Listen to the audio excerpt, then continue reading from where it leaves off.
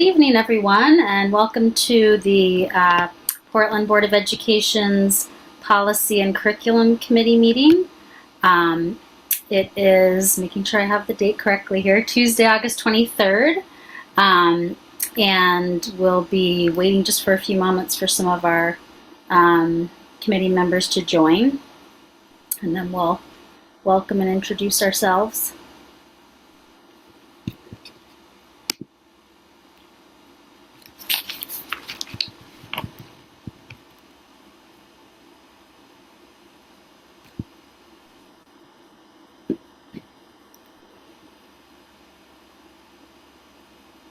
Yay, we're here. All right.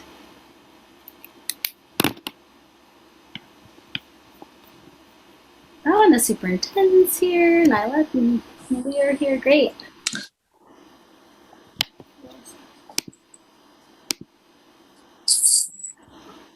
Hi, everyone. Hi. Hi, Nyla. So I just was saying who we are, but I'll say it again. Welcome, everyone. I forgot to say my name. I'm Aura Russell Better, District 4 Portland School Board member and the chair of this committee, which is the Policy and Curriculum Committee. And we've got people hopping on. I think we might have a couple more people joining. But I thought it would be nice, since this is kind of a newly reconstituted group in the committee, that we could just do some quick introductions, just so everybody gets to know who's here and if anyone in attendance is watching. I do know that one of our student reps, Abdullah Al-Zamili, was not able to come tonight, but he will come in future meetings, and others I think are joining. So again, I'm Aura Russell Better, District 4 School Board member, and I was part of the last group of the Curriculum and Policy Committee, and so I'm happy to have some former members and some new members with us today. Maybe staff could just introduce real quickly, and then we can go around to some of the members, if you don't mind. I'll jump in. Javier Botana, Superintendent. Good to see everyone. Hey, everybody. I'm Malia Nally, Assistant Superintendent of Teaching and Learning. And good evening. I'm Aaron Townsend, Assistant Superintendent of School Management. Great. Mickey, do you mind introducing yourself? Yes, Mickey Bondo, School Board, District 1. I'm on vacation, by the way, so enjoying Atlanta, Georgia, and a family visit. So good to see you. I'm so happy people have been able to join from all over the place. So thank you for making it work. Do you want to go, Nyla?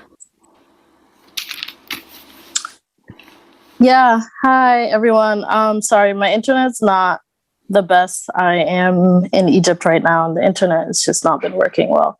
But my name is Nyla Biliu. I am an at-large representative.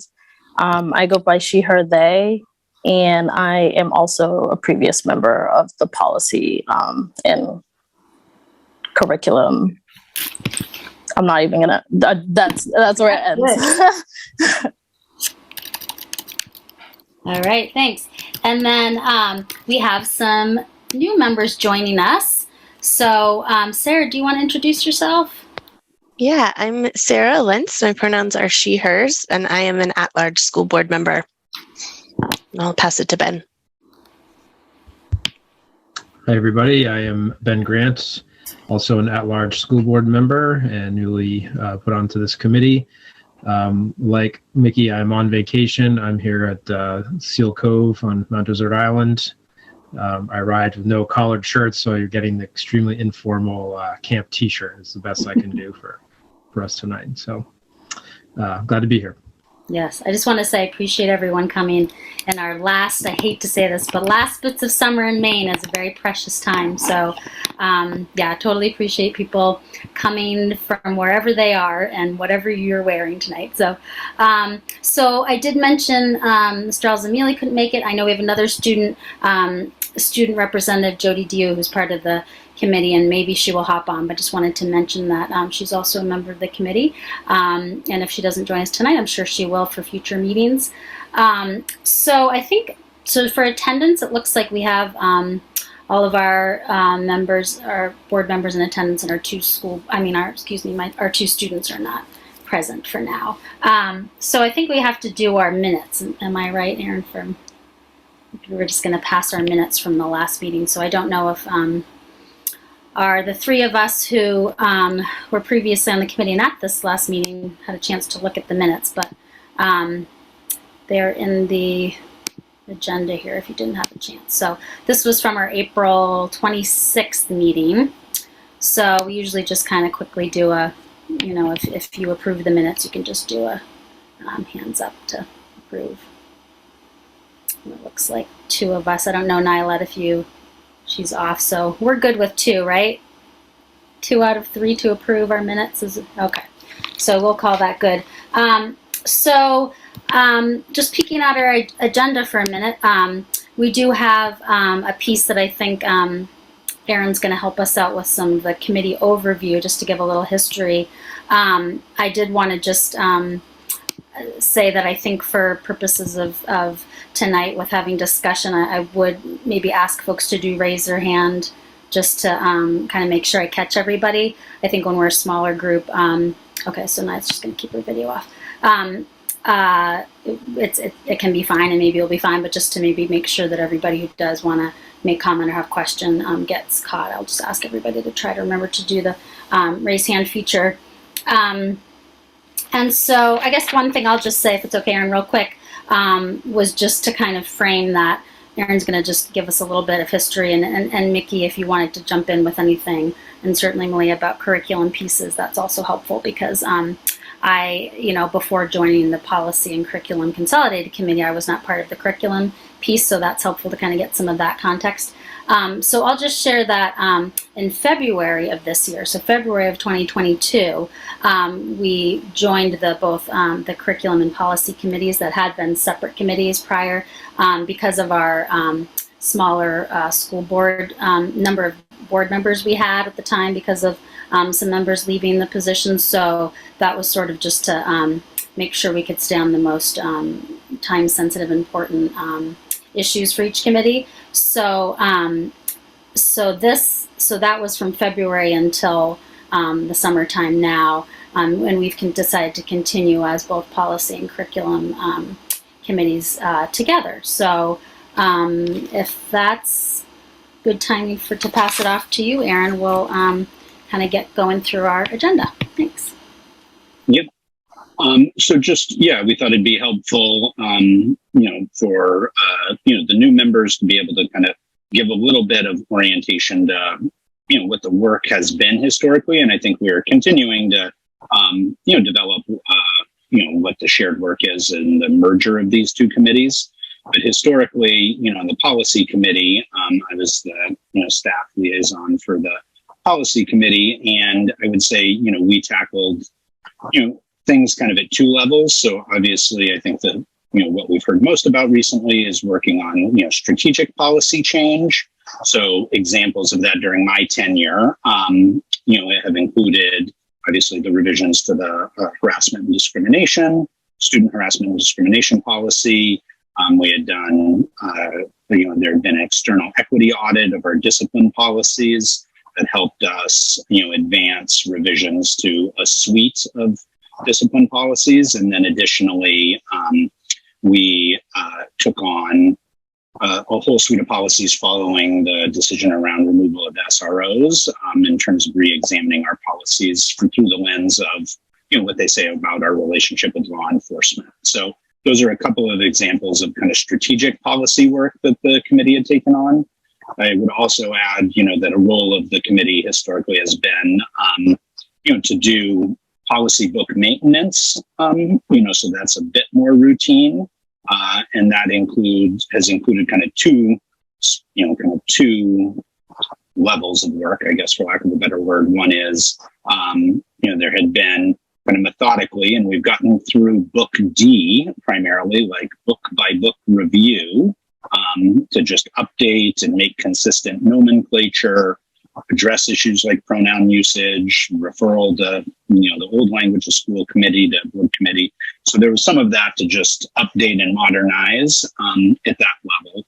So that work's done, but we have been doing more strategic work. So we're through book D, in the policy book that still leaves E, F, J, I, and K. So potentially still some more work there. But then also certainly there are legislative updates that have implications for policy 2. So we take those up as those come through. We'll actually be revisiting a little bit of one of those tonight.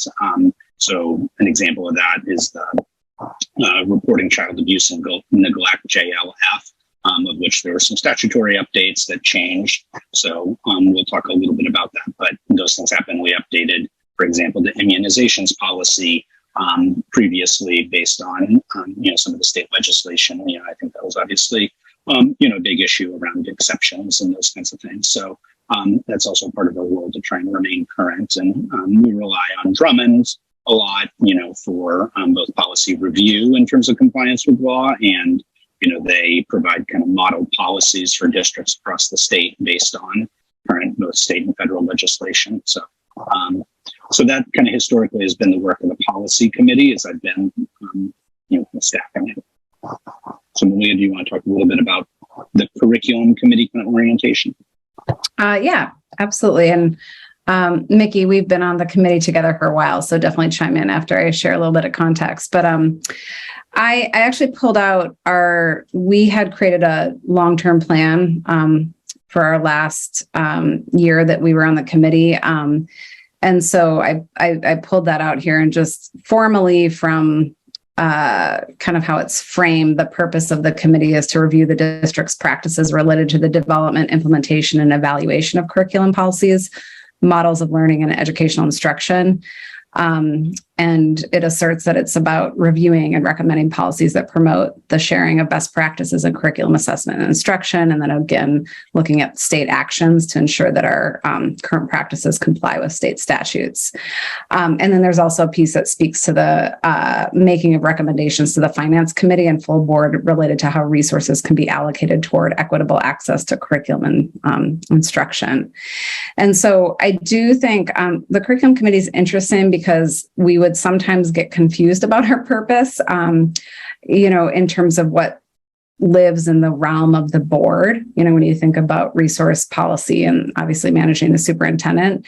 And so we, each time we would start up our work as a committee, we kind of revisit that we're looking at policies pertaining to curriculum instruction and assessment. And that usually requires conversation about, does this live in policy or does this live in curriculum? Because it's not really so obvious. So I think the merging of these committees reconciles that issue. We also actually over the last several years spent quite a bit of time on budget strategy. And so really trying to unpack and understand how we resource our initiatives. And so I spent quite a bit of time with committee members, helping them really understand for example, in curriculum, when I started, our entire spend as a district on curriculum was $75,000 pre-K through 12 on curriculum materials. So we did a lot of great work to look at where are we spending. We looked at it by content area, by grade span. And so some of what we did as a committee then resulted in things we'd bring to finance and the full board that has led to a significant increase in our investment around supporting high quality instruction, which has been great. And then this last year, we talked about an explicit purpose pertaining to communication strategy and really making sure the community is engaged and brought along with some of our goals and sort of initiatives. And so, for example, we've been working toward our instructional vision in math, which includes detracking math. And that's tricky in the community in terms of having people understand the why, how that's happening, and how if you have a child who wants to make BC Calc, it's absolutely still our intention that they can get there. So we would talk within committee about some of those key initiatives and how do we really think about communicating effectively with the community to make sure folks are brought along and we're engaging people and getting input. And so our priorities this last year were, one, around decolonizing curriculum, and our focus there was around the budget. And so what are the investments we're making? We worked on the equity policy. So we developed, Mickey and I co-led that with Barrett over a year, really, Mickey. I think it took us, because we had a lot of stakeholder engagement to develop that policy. And then the committee last year was interested in some sort of implementation updates as it pertained to outdoor learning, and a few of the other kind of curriculum goals we had. So that's kind of how we did it. We set out, what are we wanting to accomplish together in the realm of policy, in the realm of budget, as well as we had a focus on community engagement and communication as well. So that's a little bit of the history there. I think some other examples. So the policies that very clearly always fell into curriculum were the book I policies. So we did AP policy. We still have to close the loop on the teaching controversial issues, which several of you have been in conversation with us about.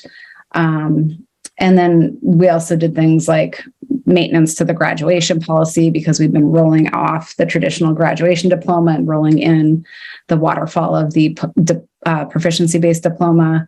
And then we did some new work like the equity policy that I mentioned. So that's a little context. Definitely, Mickey, I'm sure you have things to chime in on as well. Yes, thank you.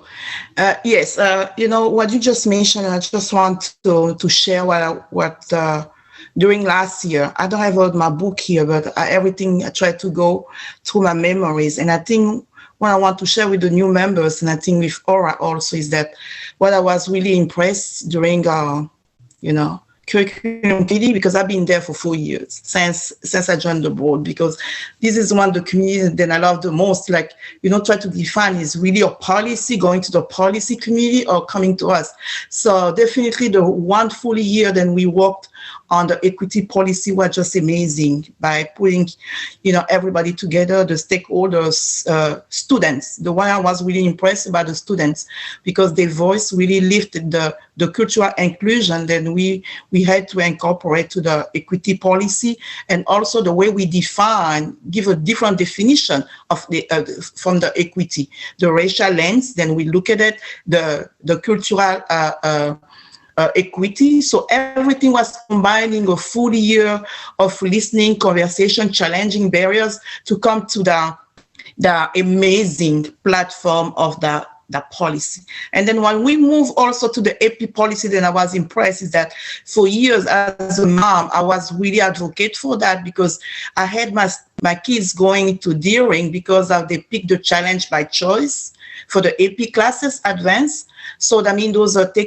are testing exam requirement was something that really bring the removal of the policy to be able to be more educational practice, instead to really follow those requirements on the testing from the policy as well. So this is the second one that I was really impressed, and I really set up my mind, and this is something that we really achieve as curriculum members, to really bring that one to the whole board and to vote on that. This is one, that's the second one. And the third one, if I do remember, is about the pre-K resolution. Yeah, I was about to add that, yeah. Mm-hmm.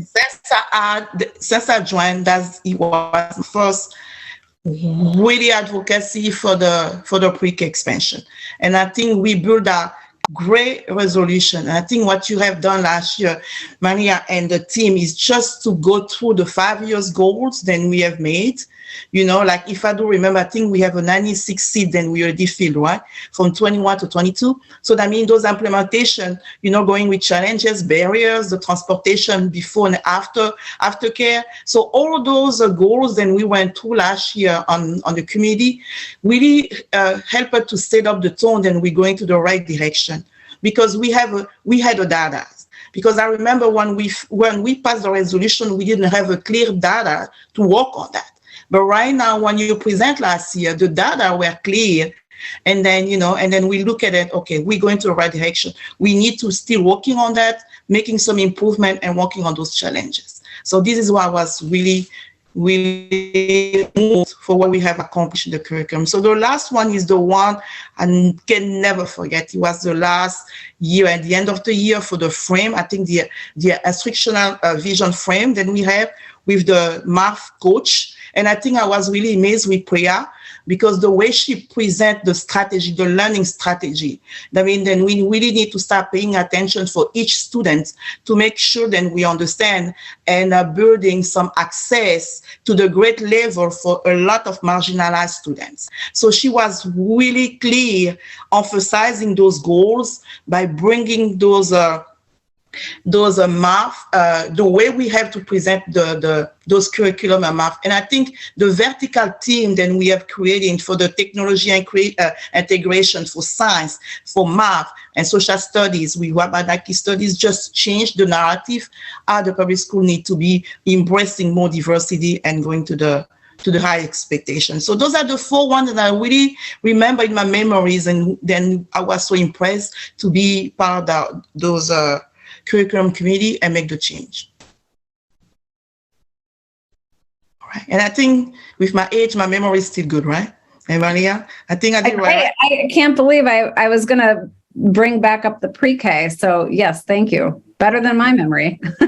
Although I just came off vacation, although you're still on it. So I have no excuse. All right. Okay. Yes. Okay. All right. This is what I want to share with the new members. So they, at least they have a glance of what we have done in so far for a couple of years in the community, one side in our curriculum committee. Thank you. Great. Very helpful context and overview. Do any members have any questions, just kind of about either curriculum or policy pieces, or kind of the joining of them, just before we get into more of the agenda tonight? And if there was a document that held kind of this information that we just went over, does that exist? And if so, could I find it?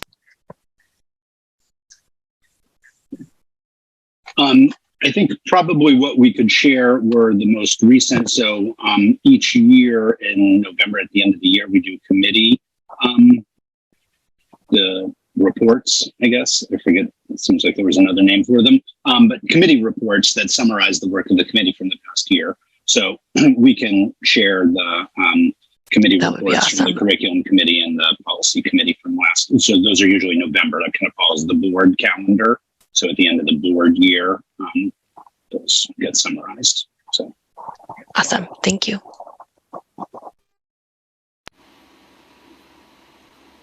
You ready to move to the next item, Aaron?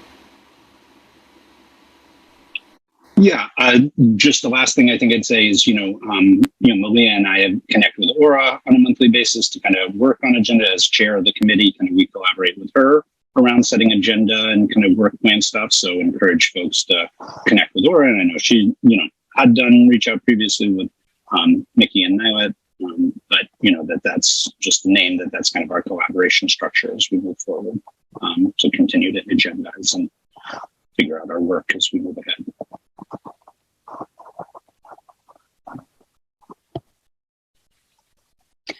So Aaron, are you going to move us, into the second topic? Okay. Yep. You can talk about, since you and Aura met, about sort of the goal for this, and then I'm happy to pick it up and talk through the pieces we discussed. Yeah. So I think this is, to some degree, as we've talked a little bit about it, the board level, but as we were reflecting with Aura, from the first few months of this kind of combined committee and trying to think about what to prioritize, recognizing we have taken on a number of strategic policy revisions, specifically the discipline ones and the harassment and discrimination. So obviously we've seen the data from the first year around implementation of those. And so recognition about how we kind of pace our policy development to allow time to build the capacity to meaningfully implement those. So we wanted to use this as an opportunity today to think about coming off of both of those presentations at the board level over the past couple of weeks to go a little bit deeper with this group, because I think, as you heard, and primarily kind of in the curriculum realm, and part of what I think is the opportunity of this shared thing is policy doesn't exist in isolation, right? And so this is a natural blend of, the roles of board members, but also the strategic work we're doing at the, on the day-to-day, in schools and classrooms. So, this is an opportunity for us to go a little bit deeper than we did at the board level of kind of what our strategies are this year, to start to close that gap between the vision we have and that's set out in our policies, and what we saw clearly as some of the data and lived reality, and how we'll be measuring that. So in service of kind of building shared understanding of how our resources are being utilized in service of that, and what the strategies and measures will be over the course of the year.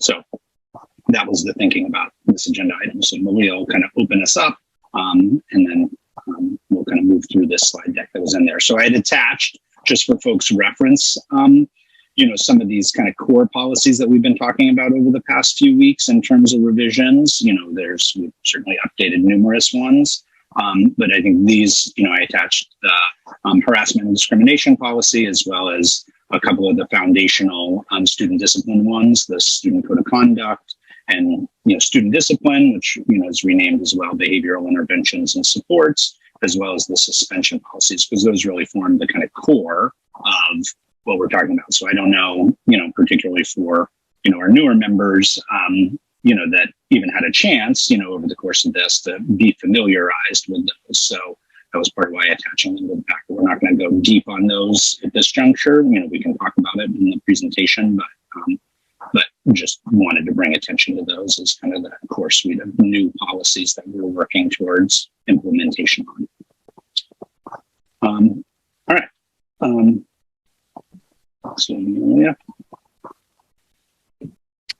Okay, so I'm just going to talk a little bit more about the theory of action around our safe and equitable schools work. And so here you see, I think we've shared this, but I don't want to make assumptions about how much folks have internalized. So we align priorities each year with our Portland Promise goals.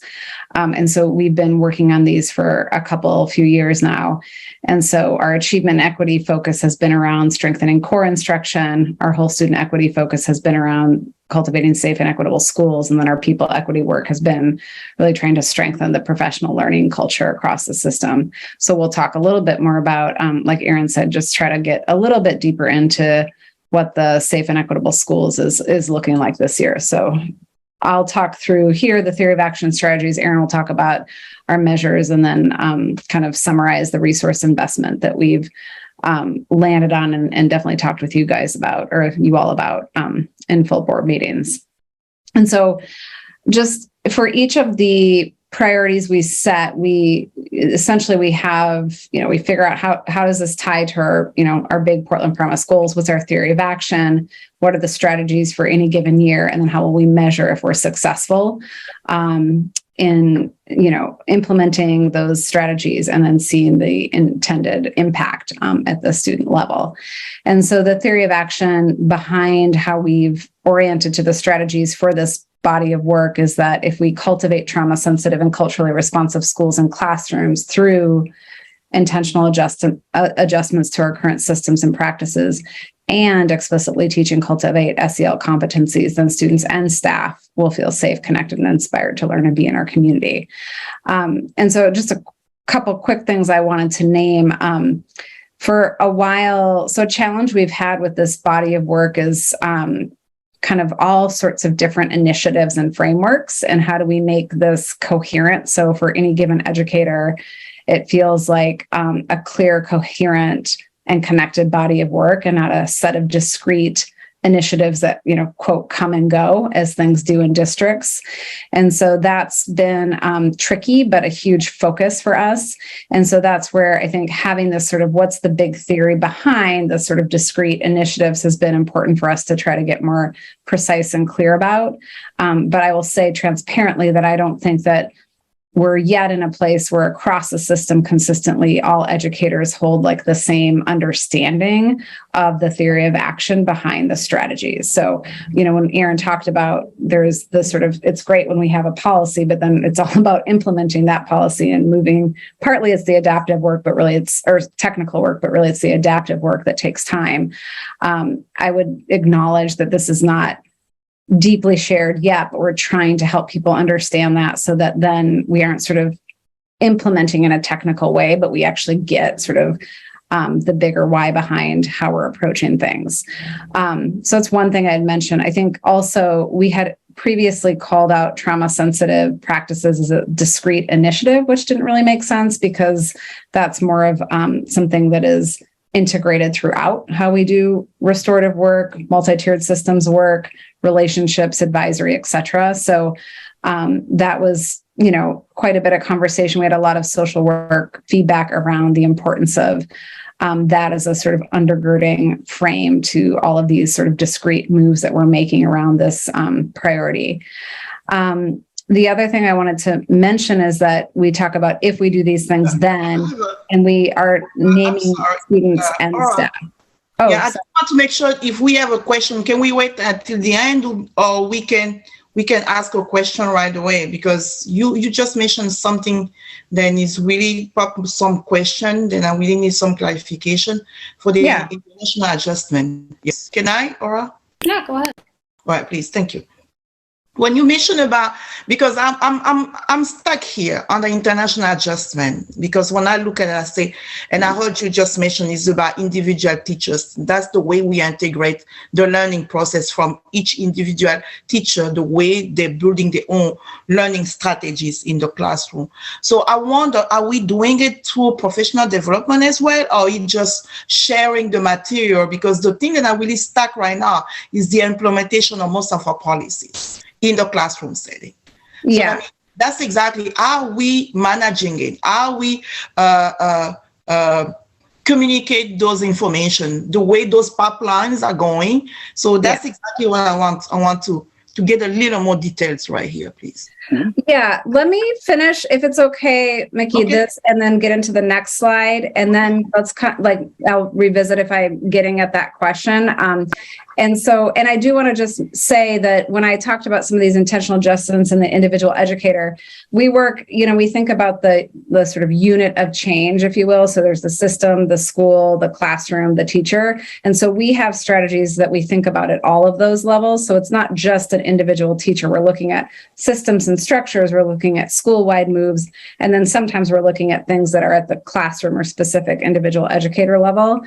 So we work across all of those, and we have, we are clear and articulate in our at least plans behind the scenes about which moves we're making kind of at which level of change as we try to get toward having better implementation of what we're trying, what we're saying and what our policies aspire to get us to.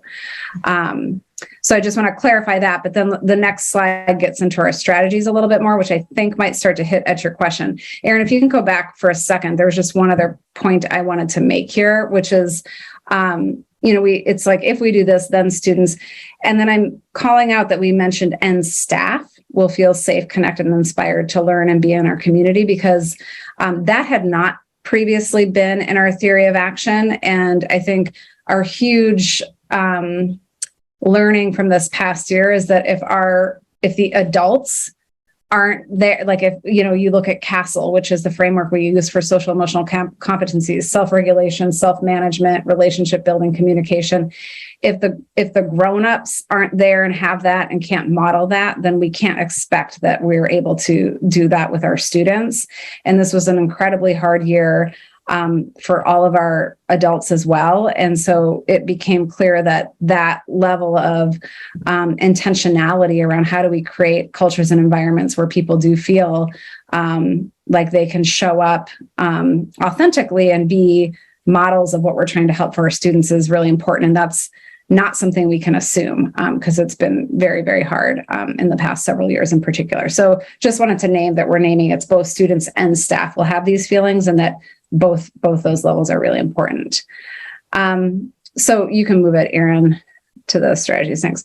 So then in terms of what are we doing? So this year, and Erin, pop in too as I talk through these if you think of other examples that I'm not thinking of. But so our first sort of strategy, so this, to your question, Mickey, these are the things that we're saying are common expectations across all schools. So when schools develop their school success plan, they start with these broad district priorities and these strategies, and then they align their school success plan to that. And our district-wide professional learning and collaboration plan and calendar essentially draws from these strategies and says, okay, what are the, for example, adult learning targets tied to these strategies? And then we build an entire district-wide plan based on that. And schools start with that plan and then add to it for school-specific work. So this is where we start to get at how we communicate and roll out common expectations around what pieces of work are we saying everybody needs to do together this year. And then Erin in a minute will talk about the measures, which then look at, okay, and then how do we measure if things are getting implemented and how well they're getting implemented and if they're resulting in the impact we intend. So the first strategy is around strengthening relationships in our community through a use of community building, restorative circles, and de-escalation skill building. So this is really saying you can't do restorative justice work if you don't have the foundation of strong relationships. And so an emphasis on that, and then specifically having an expectation that all of our schools will be using community building circles this year. And so some schools are going to be further along in their restorative practices work, and they might be starting to do deeper work to do, true restorative conversations when harm is caused. Not all schools have a strong foundation upon which to do kind of where we're trying to go over 3 years. And so, but the common baseline expectation for everybody is that we're all doing community building circles at the adult level, and that's being modeled consistently in our adult professional learning collaboration, and that's happening consistently in the classroom generally, but at the bare minimum in morning meetings, advisory structures, things like that. And so that, again, is drawing from the research around what do you need to create as a foundation in order to get to the place we want to go, which is, elimination of suspension and being able to do all restorative justice work. I'm going to go to the second one, is there another example you want to give from the first strategy, Erin, that I didn't think of? Well, just give a little bit of voice to the de-escalation. Oh, so, yeah. In this strategy, I think as well relates to your question, Mickey, and to what Malia's comment was about the different levels and units of change. So this is definitely kind of teacher and classroom level, and like skill building for teachers and teacher moves around how they use the circles, and certainly leader moves in terms of developing staff community and relationship. But it exists at that kind of practice level. And so de-escalation so there's really two buckets there that we're doing professional development around with our leaders, and then leaders with teachers. So it's the restorative circles, as Malia named, and then similarly a set around de-escalation. So we've done a initial orientation of that to leaders at the August Institute. There was a further kind of orientation of what we call a turnkey training that all schools will be using here over the launch of the year to be able to build teacher skills around de-escalation.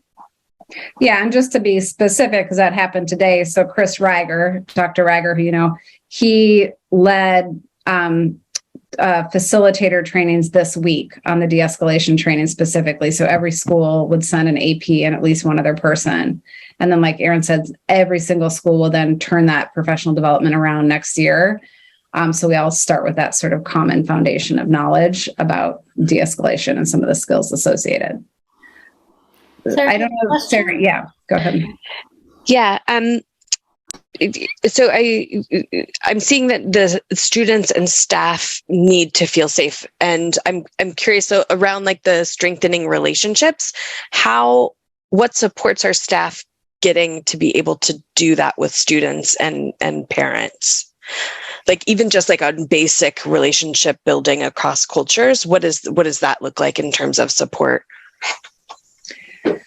I mean, I think I'll say one of the moves, and Erin, and you can chime in as well. I think, there's one level of just helping people understand, and I mean, it might seem obvious, but then it's not always, but just understanding why relationships matter, and why, like the research behind that. So some of that's baked into some of that common PD we've mentioned. And then there's work that we're doing, I think the community building circles is about building relationships. And, what we modeled at the leader retreat was to start at the staff level and the relationships we have with each other and the extent to which we do and don't have communities where everybody feels a sense of belonging. So again, really trying to start at like, how do we create a sense of belonging with each other, the administrative team, and how do we do that in schools, and how do we do that with students? And so I think we're using that training entry point through the community building circles as our kind of structure and framework. And then we're bringing in some of that research around the relationship building, and then tying in, some of the work we've done over time around culturally responsive relationships. I think what's cool about this is that this has been now a collaboration with Julia Hazel, who's our director of BIPOC Pathways, Barrett Wilkinson, who and then our team and the behavioral and mental health team. So it's really tying in all those levels and those perspectives. But anyway, so that's some of what we're doing. And Aaron, let me know if you can think of anything else to add.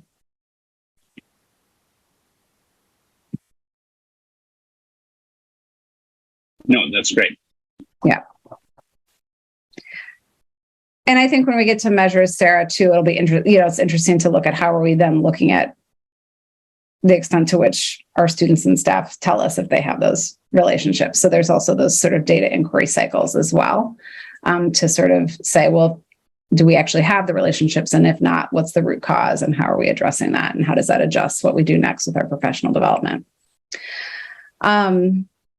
Okay, so then the next strategy is around, so this is at the school level, the school-wide culture. And so this is the PBIS work you might have heard us talk about. So really having multi-tiered systems of support so all students and staff feel safe, connected, and inspired. So a couple concrete examples of what that means this year for common expectations. Again, Mickey, you're in my mind, like what are you doing to ensure like common, consistent implementation?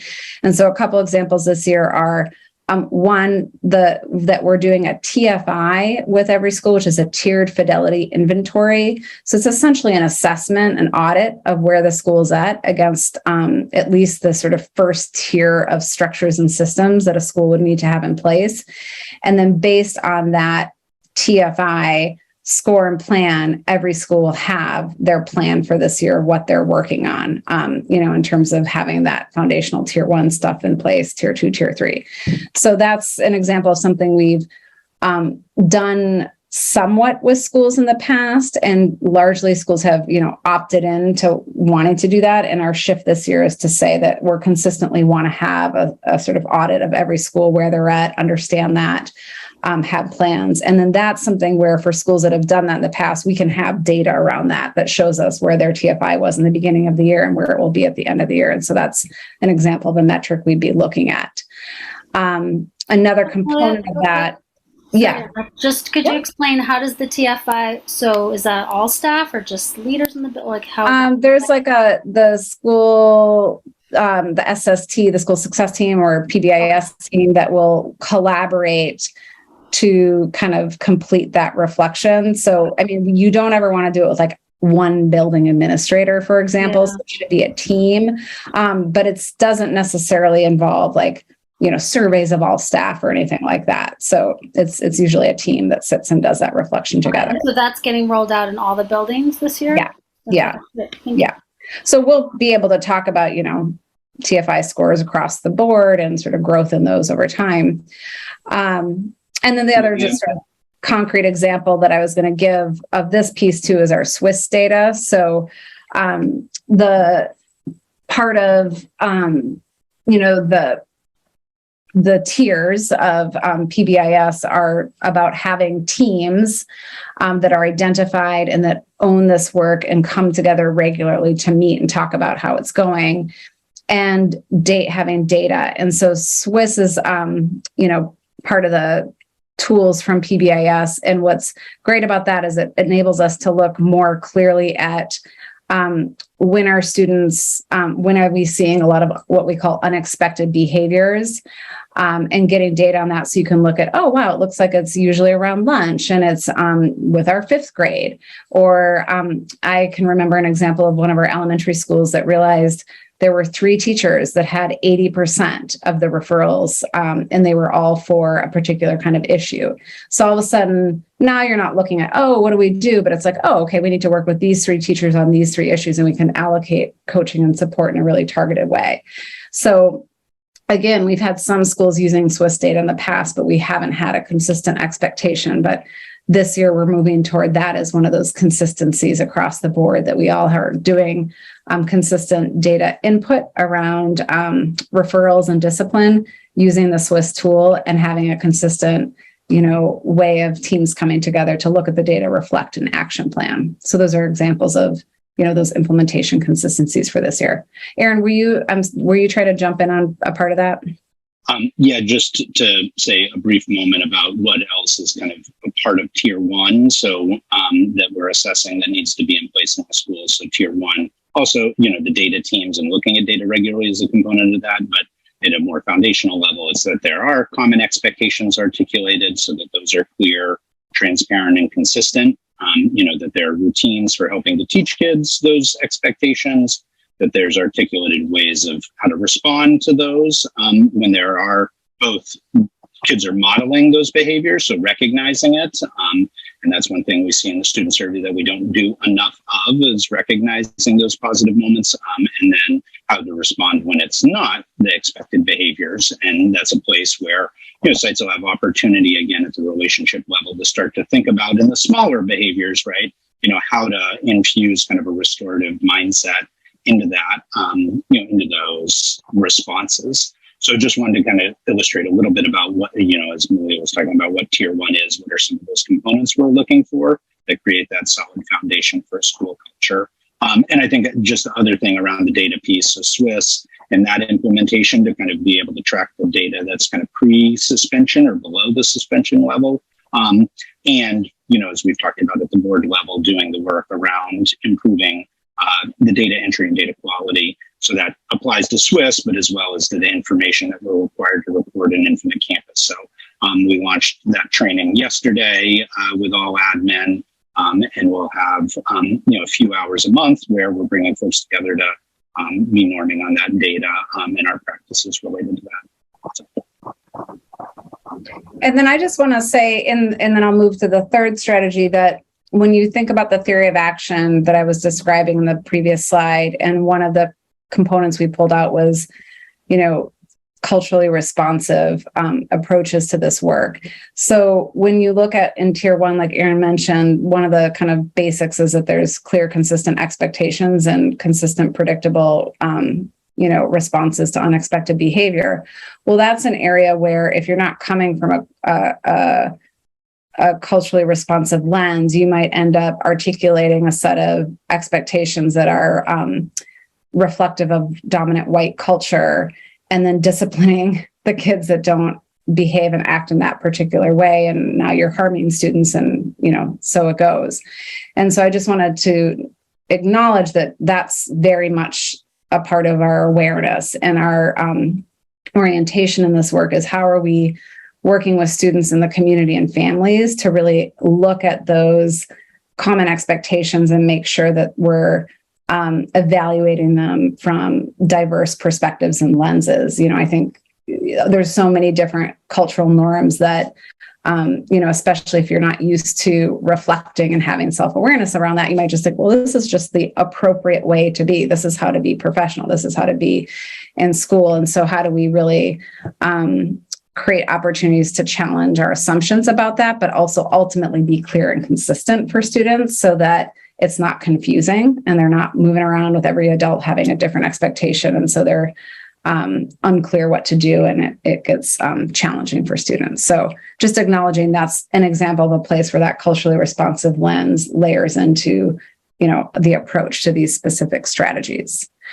And just to emphasize this, and I think is one of pieces in our equity policy we really mentioned about it, and I think is going under, professional development, how we recognize all the different culture and value those different approach. And I think as soon we see to that lens of cultural responsible, that's exactly we can really improve our data around suspension and discipline, because we're going to understand some different reaction behavior on the different lens than just look at the one direction. And I think we have stayed that one clearly under the equity policy. I do remember.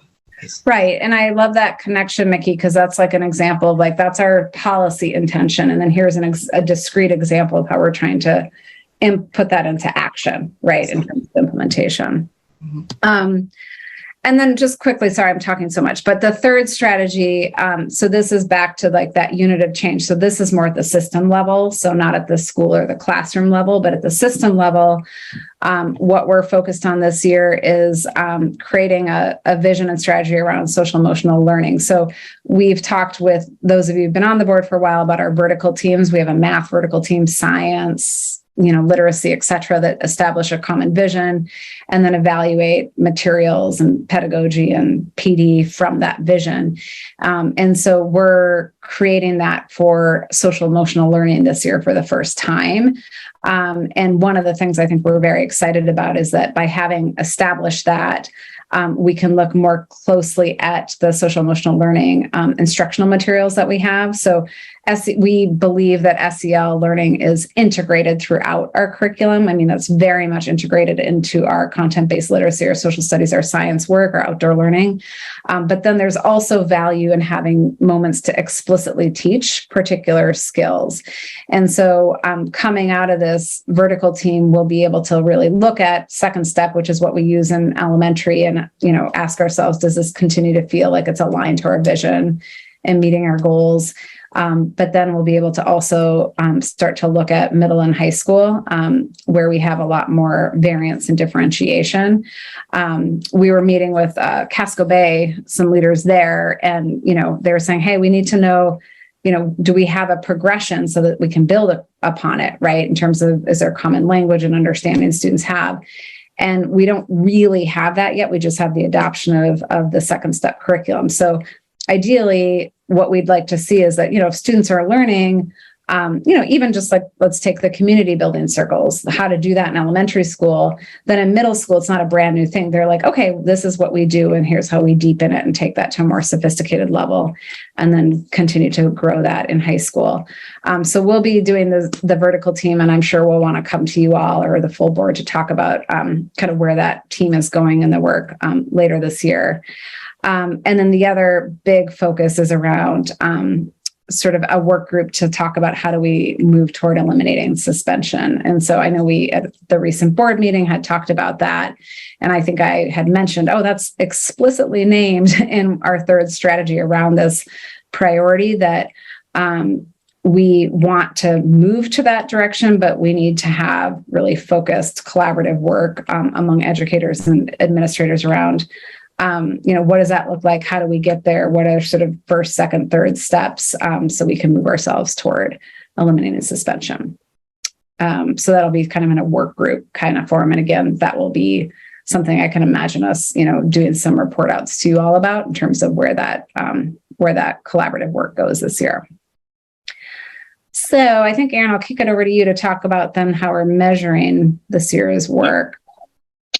So yeah, these are measures for during the year that we'll be monitoring around kind of the implementation and impact of these. And so we've been using a frame here about how much are we doing in terms of, are we really implementing it, how well, like what's the quality of that, and then ultimately are students, in this case, or students or staff that are off because of that. So you'll see that reflected here. So as Malia mentioned, we're looking at schools growing on that tiered fidelity inventory on the tier 1, ensuring we have the essential foundations in place at all schools related to school culture development. So, and once they hit 70%, their focus really moves towards the tier 2. So what are those additional supports that are being provided, for students when, they're indicating need for those. But we want everybody across the system to be growing, and ideally hitting that 70% mark, this year. So we'll be monitoring that. We'll do a fall that helps inform the action plan, and then a spring to see where they're at and reflecting on priorities for the coming year. So look forward to sharing that. And then, the disproportionate outcomes and suspension. So we'll be monitoring those. That's an ongoing data point, that certainly builds over the course of the year. So as we talked about in that, with Gavin and Bay doing, we have regular dashboards now that we're able to monitor that and look at these issues and continue to surface that to see, are students better off? Are we starting to see progress on that front? And similarly, we want to see that in chronic absence, and specifically for our English language learners, has been a focus there. We feel like if we're able to reduce chronic absence for that body of students, we're going to see impacts for all, particular student groups. So really a focus for them around chronic absence that we believe obviously super important, that we're able to have positive impact there, but also we believe it's the notion of what's referred to as targeted universal. And when we focus on that one particular subgroup, and it's going to have benefits for all the other subgroups as well if we do that work well. And, the last thing I'd flag here is, in terms of the PD, we're looking at, some of the activity there about the professional development and implementation of both the community building strategies, both the circles as well as the de-escalation skills. So we'll be doing, some walkthroughs to be able to see how that's, rolling out and to figure out what is the kind of precise measure we'll be using. It may be, frankly, just a straight, PD implementation measure. And we've also toyed around, as we've talked about, of like, is there a right threshold for, how frequently we would expect circles to be used. So, as we're rolling that out, we'll land kind of with more precision so we can evaluate the progress there. And I think it's not reflected here in terms of these kinds of, specific quantitative data points, but, outputs from that system level work, as Malia talked about, is that, the vision and the particular potential for curriculum recommendations as it relates to social emotional learning pre-K-12, and then, the development of strategies around alternatives to suspension. And, I think that'll show back up for us as we, come back around to budget season and whether there are potential resource implications associated with being able to do that. We've been talking about, our system is designed and resourced in such a way to do what it does right now, which is, historically, a punitive discipline model. And so I think as we do that work, we have an eye towards that question of how do we either need to reallocate existing resources or roles or retrain? And, is there the potential of additional resources that are needed to be able to get those outcomes? So you'll see some of that work reflected in those conversations. And then I have a question right there, Yep. Aaron. I'm just kind of a little curious to know what kind of tools. Can we go to the previous slide on the how to progress, the progress monitoring measure? I try to understand how they do those measurements. What kind of tools each building has to measure? Do they do the self measurement? How they score, they grade, how much are well, better off? I just want to know what kind of strategy behind that. So who's grading them, who's scoring them, or they just collecting some data and send it to you? And you guys are going over to look at what they have done, what they had previously during the time. So because this is the key measure, the tools they have to measure those progress. Because if it's just the self-measurement, is something over there challenging, then, no one is in control of that. No, totally appreciate that question. Thank you, Mickey.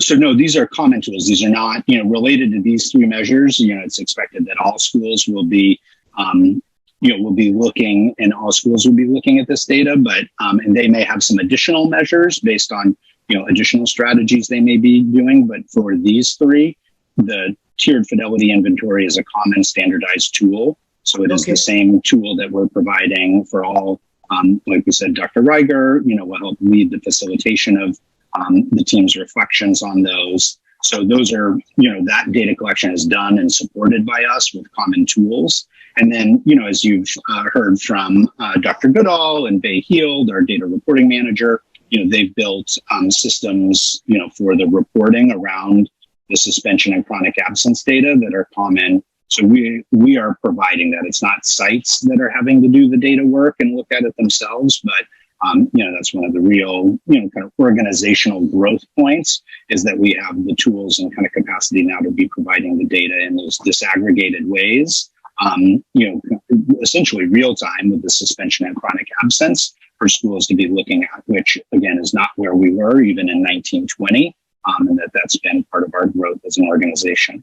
So that'll enable both at, the conversations we've talked about, us to be able to refine and look at the data as it's emerging and target patterns to both intervene at the student level, but also to kind of norm from the data quality perspective, to ensure we're having consistency. So we talked yesterday in the training specifically about, that the kind of crazy mess of school events and the various things that found in other. And that was the first time schools had been able to really see that, right? That the wide variety of the different kind of school discipline events that are recorded. And so there was a lot of enthusiasm about really narrowing those so that we can have more productive conversations across buildings. I'm so excited about that, and the routine monthly structure we'll have to be looking at that with leaders, and then the expectation is they're monitoring that. The PBIS team is a core tool, but really this is what we see the role of school leadership teams. So we're expecting that we're looking at the data with leaders to help support them with protocols and structures for how to look at the data so that they can do the same with their leadership teams as they're measuring the progress of their school success plan. So it really will come, directly from us in terms of the tools and the data. So Aaron, was there one more slide after this? Yeah, last slide.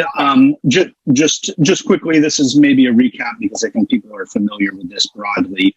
But a number of additional resources that are supporting this work this year. So just wanted to kind of bring that in, given the board role around kind of policy, policy and resources and budget. So, we've expanded our capacity around social work and counseling.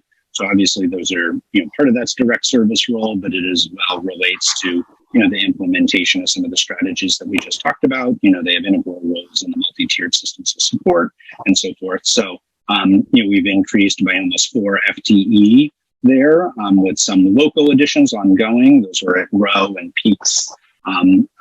Row, an additional full-time person at Row, and the 0.3 at Peaks and Cliff Island. And then, in June, when everybody was kind of on the board, we had the additional 2.5 FTE through the ESSER funds. And then the remaining as well were ESSER funds that were part of the kind of behavioral health proposal. So the classroom culture coaches, so again, those additional resources to work on specifically supports, with those, that first strategy around community building, de-escalation, and those pieces in the implementation of kind of tier 1, response to behaviors and implementation of common expectations. We have the Make It Happen student engagement coordinators, so focused on the middle schools in terms of student voice and helping to promote the engagement, of students at that level. We had kind of a big ask of 350,000 per school is how it was framed for kind of training, consultation, and supports for our secondary schools specifically. So kind of the first big landing of that that we've named through our work with the middle schools over the summer, has been the development of these, what we're calling restorative practices coaches. So these are a position at each of the 3 middle schools to help with additional coaching and support intensive. So those 2 classroom coaches are stretched across, one focused on elementary, one across secondary. So that'll be more targeted supports. We know based on the experiences of our middle schools that we wanted to kind of really accelerate the growth there and in terms of the adult capacity. So they'll be supporting the coaching around the restorative practices work there. And as well helping to hold the data work so that grows more consistent. And then lastly, as we've talked about, the Seeds of Peace contract, again, student engagement and voice to be able to help lift up the work that we're talking about to cultivate these safe and equitable schools. So just wanted to acknowledge the resources, additional new resources that we've invested in this year to help support the implementation of this priority area and strategies that we've made. So with that, I'll kind of pause. Yep. Excuse me, just because maybe I was there on the meeting. The proposal for using the SF it was already done, or is something a proposal coming to the board? No, that was part of the June discussion. It was part of the June discussion. Yep. So just okay, I need to go see that. So we're using the SF3 or 4? SF3. There is no SF4 at this point. Okay, great. All right. But That's yeah, SF3 is what we have remaining. All right. Thank you. So thank you so much, Erin and Emily. I'm just aware we have a couple other items we have to act on tonight, so I just want to make sure we get to those. But thank you for the presentation. Really helpful to get the those positions at the end to really, show how our funding these positions really will allow some of these action steps and the strategies that you laid out to move forward, and just what a big body of work this is, and moving this forward is a big deal. So just want to thank you for laying out all of those pieces that are in the works, and also the TFI scoring. That was really helpful to understand some of the measurables with all these pieces. So yeah, I think it would be great if we just get to our couple of action items. And I know we will be continuing to hear about on the committee and as a full board about all of these pieces. So thank you both. Yep, great. So yeah, we have two kind of action items. They're both a little bit funky, but I think both will move specific policy changes forward and be, I think, illustrative of some of the change that we've done over time. So the first one is actually related to a policy, JICH, which is our student drug and alcohol use policy. So this one we've realized, so at the last meeting of just the policy committee, so on November 24th, 2021, the policy committee actually approved these changes. So we do not need to take any action today. There's no proposed action. The policy committee approved these changes, and I'll just give a very brief highlight of what those changes are, because I think it's illustrative of some of the shifts we're making. But we realized in kind of the tumult of both changes at the board level, as well as, because that then was the moment where we transitioned to, having the 3 empty seats for a period of time, and then Omicron and so forth, that it actually never made it to the full board's agenda for approval. So we want to get those in the queue for formal adoption and approval, but we wanted to preview those before just plopping them back in on a board agenda with this group.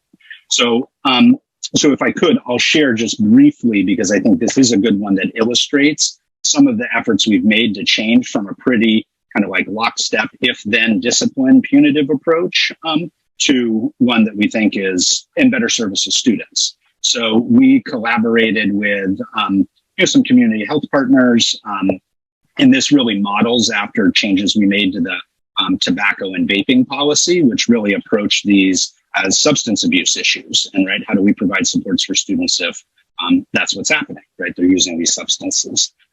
So as you can see in the in the attachments,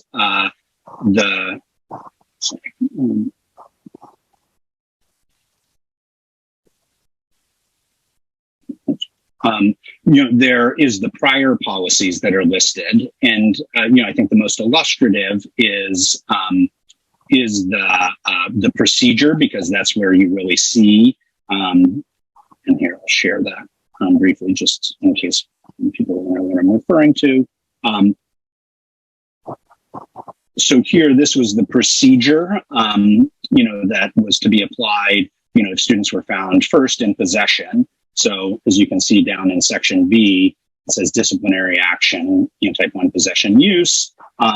So first offense, it indicates step 5, the student will be suspended for 5 days. So in addition to notification, and confiscation and so forth, the student will be suspended for 5 days, right? And it may be reduced down to 2 days, given these kinds of terms. So that was the prior policy. And what the revised policy has is more of a process for the school to go through with the students and with the families to be able to do an assessment, to kind of think about what is the substance use history for the student, take in other contextual factors, and think about what the appropriate response plan would be. There may be, discipline associated with it, as you can see down here at the end, detention or suspension is appropriate. But there are a number of other strategies that we might put in play. So the policy, so I think this is a great example of some of the shifts we've made, and specifically in this one. And as we saw, marijuana use in particular, was a common reason for out of school, for suspension. So as we move forward in, kind of formal adoption of this and deeper implementation of this policy, we'd hope to see those reduced, because we've moved away from formally saying you must suspend, right, to giving greater options, for schools to be able to tailor supports for students, to be able to meet their needs that they're expressing through use. Certainly, as you look deeper in the policy, we treat, distribution a little bit differently than we do just strictly possession and use. But, possession and use is the vast majority of instances, that we encounter in schools. So I just wanted to bring this back for visibility, because we have pending action at the full board level for consideration of these changes. But, it has been some time. Aura was the only board member who was a part of that at that time. So just wanted to bring visibility to those changes, and we'll bring it forward for kind of first read and second read discussion at the board level.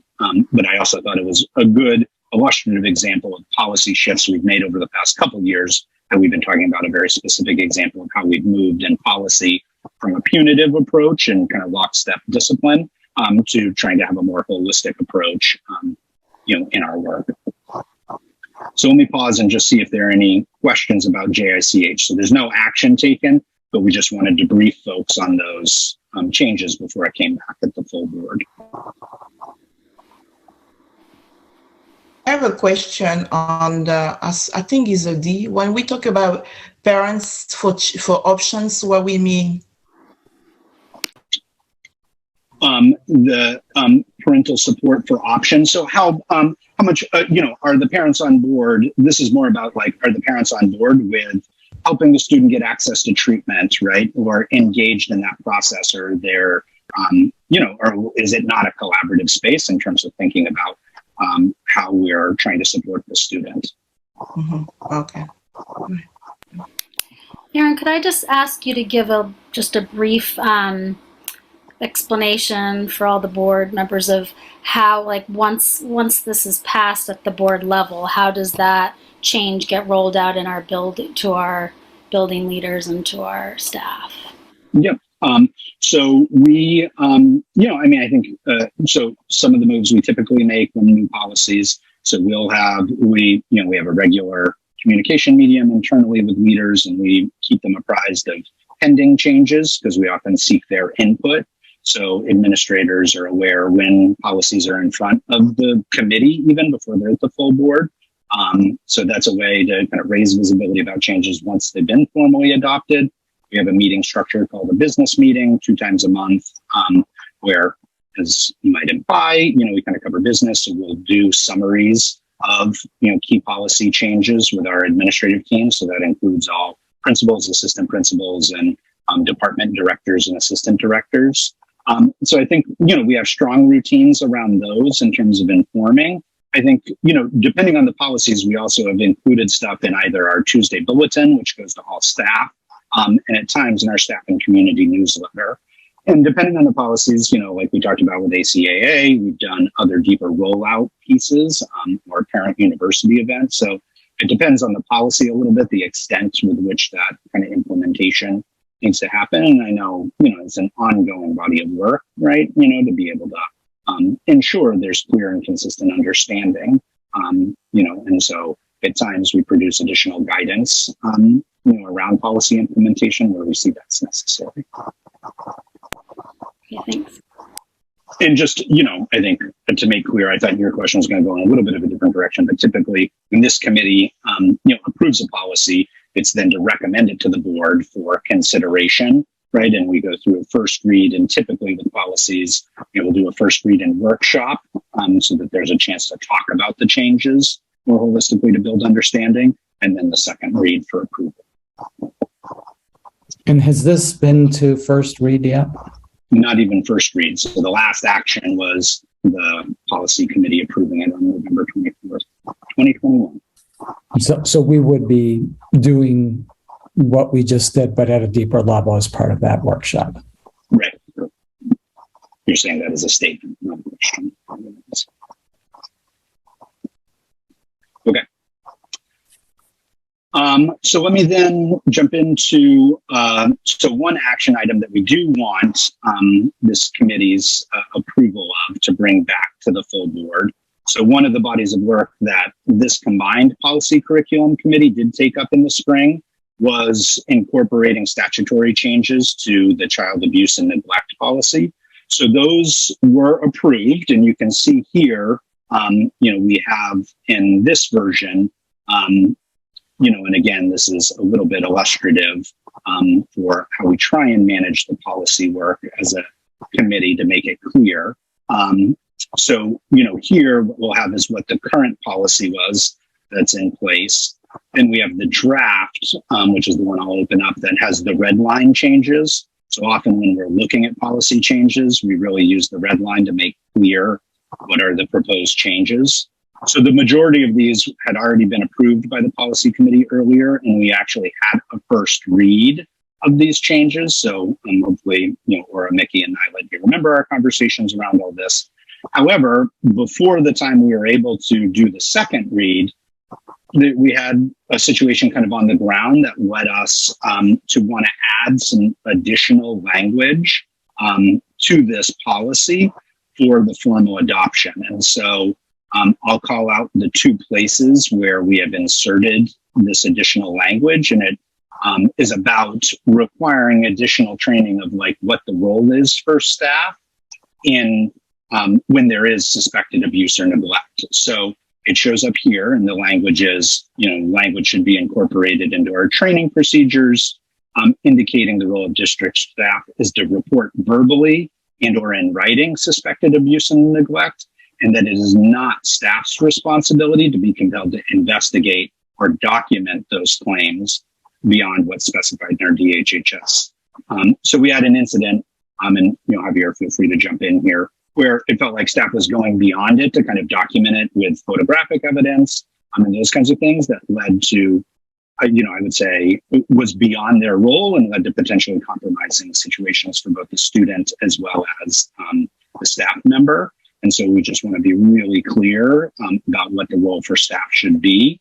And so, we don't, in policy, don't spell out all of that, but we just really wanted to highlight that so that didn't put, both students at further risk or staff, and that there was clarity about what staff role is there.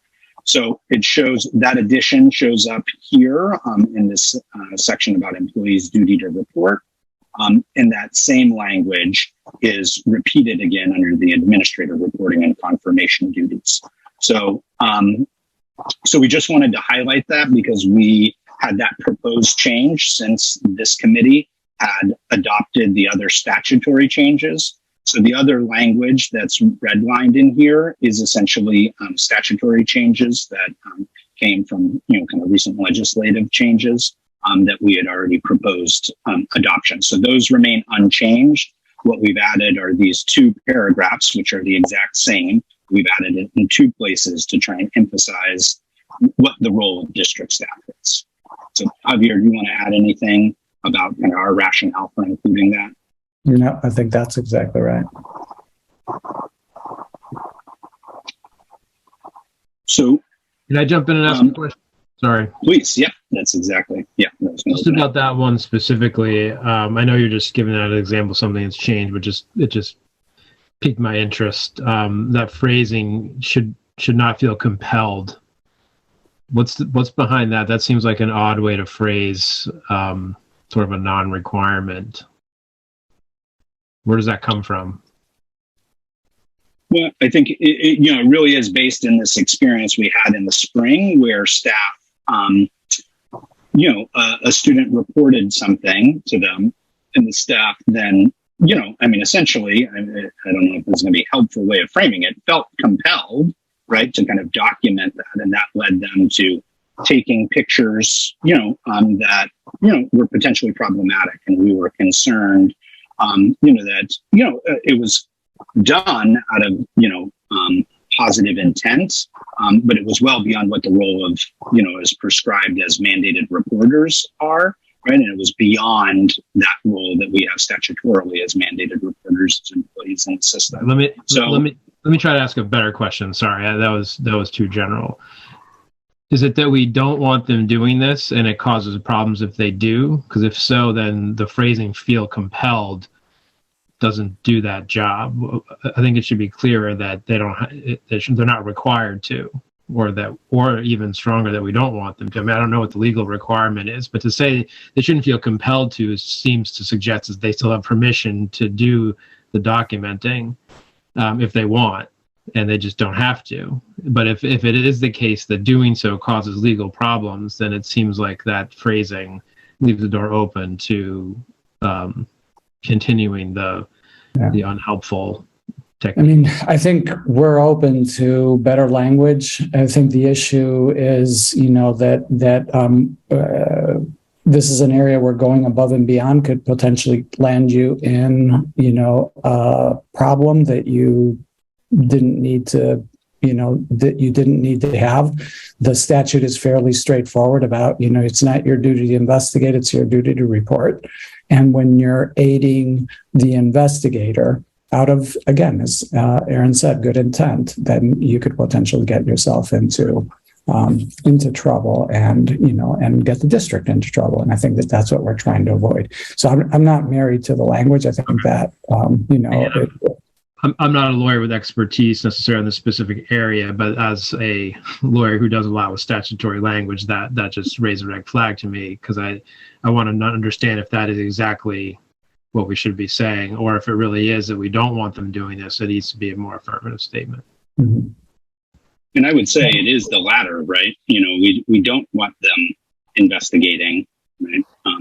And so, yeah, I hear your point. Then that's what we should say, if that's the intent, and that's what's the lawyers who do this say that is the most. So it's something like refrain from. Can you just pull up the language again, Aaron? Yep. Can it just be, instead of compelled to, but just will not, whatever at no time should staff investigate or document the claim beyond what is specified. I don't really care what they feel like, right? We just want them not to do this. Yeah. And again, if that's the thing that we're after, like, again, I don't want to pass myself off as someone who knows. I think that's a good. I mean, I think that makes sense. Now that I look at it, I see how feeling compelled is unnecessary. You could just skip from "at no time should staff investigate or document the claim beyond what is specified by the HHS," because it does open it up, to, it's okay if you do, but you don't have to. I think that's your point. Yeah, I think it feels very clear if you take the compelled part out, that if they're doing it because DHS is specifically requesting, but not that you're doing your own investigating. Yeah. Basically, you should only investigate or document if you're told to by someone who's in writing. Yeah. Okay. So we can amend that. So I think we could, and just again, I think there's a nice small example of just kind of how we get to the actual language. So this is the kind of deliberation we will have over time. So appreciate that, Ben. So I would say, let me see if there are other questions or anything before kind of proposing the amendment, what we would take action on.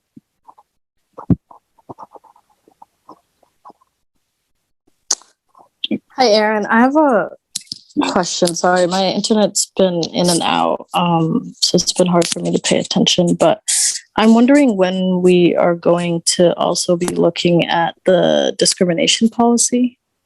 Was that a part of this conversation as well? Not this specific one. And are you referring to the student one or the staff one that we had begun conversation I thought we had begun to look at both. Well, certainly we definitely have done the student one and have done kind of the, that full revision there. And we had begun, conversations about work to revise the, the staff, the ACAB, which is the sexual harassment of staff policy. So that's work that's still, has not advanced, I would say. We were imagining the establishment of kind of a work group to engage some staff stakeholders in that, and given some of the challenges of the spring. Sorry, I don't mean to cut you off, but I think All I'm good. talking about the one, I think it's everybody, not necessarily like the discrimination, like around appropriate curriculum, and also around like how we define discrimination and how, or like the definition that we had was very outdated and needed some revisioning. I think you're talking about at our last meeting in April. I think you're actually talking about the sorry, Malia, you may need to help me. The teaching sensitive material, or that policy. Yeah. Mm-hmm. Yeah, controversial issues. Yes. Yeah. I think we're expecting to bring that back at the next meeting. Okay. Conversation. Yeah. Okay. Perfect. Thank you. Yep. So, Aaron, do we need someone to make a motion for this if no one has any more questions? Yep, exactly. Yep. Somebody'd make a motion, and I think with the with the caveat of the revision to the language to remove the feel compelled to, and so that it would read at no time should staff investigate or document the claim beyond the specified by JICH in writing. Okay. So if one is willing to make a motion, we would say for these changes to be added, and then does it have to be another friendly, or can we just say in addition to that language being changed? Would that be sufficient to, that'd be sufficient. Yeah. All right. Does anyone want to make a motion to this change for the policy? What's the name of the policy? I don't have it.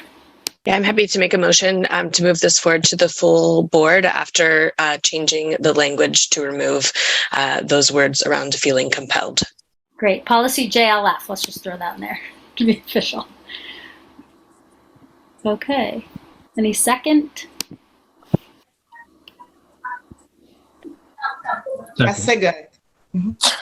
Okay. Let's say it was a tie, but let's say Ms. Bondo with a second. So we can do all in favor of passing this motion forward to the board. Show of hands. 3. Don't know if I see Mickey or there we go. I see Nylet. Are you on here, Mickey, to vote for this? Okay, there we go. So, oh wait, I didn't see Mickey. Did anybody see Mickey's hand? Okay. Yes? For you, Mickey? Okay, so it looks like that's unanimous to move forward to the board. All right. Thank you, everybody. Well, look, it's 6:59. That's great. So thank you, everybody. I know that was a lot of information at the start of the meeting just to get context for the work. So please, if you are thinking about this later on and have questions or want more information and context, please reach out to me and I can follow up with staff if there are pieces that you need some more clarification, information about. Thanks, everybody. I'm really looking forward to working together as a group, and we'll have further, as Erin mentioned, some further work focused on curriculum, such as the policy or that Ms. Billy just brought up regarding teaching. Help me, Erin. What was it? The name of Controversial topics, issues. Great. Yeah. So we have a lot of other things that we'll be bringing to future meetings. So I just want to let everybody know our next meeting, and then we can adjourn. So our next meeting will be Tuesday, September 27th at 5:30. So if anyone would like to make a motion to adjourn, we can get to that. Nobody wants to end the meeting. I am so moved. I moved to adjourn the meeting. I will second that. Second. So, all in favor of adjourning? Great. Thank you, everybody, so much. Enjoy the end of August times. Take care.